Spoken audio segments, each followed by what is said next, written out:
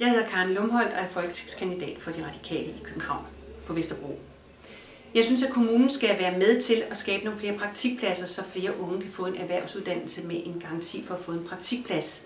Og det skal kommunen gøre på den måde, at vi siger til de små virksomheder, hvis du tager en praktikant, så tager vi alt bøvlet og al administrationen. Det er nemlig det, der er den vigtigste hindring for, at de små virksomheder orker at oprette praktikpladser. Derudover så har kommunen gjort et kæmpe stykke arbejde for selv at oprette nye praktikpladser.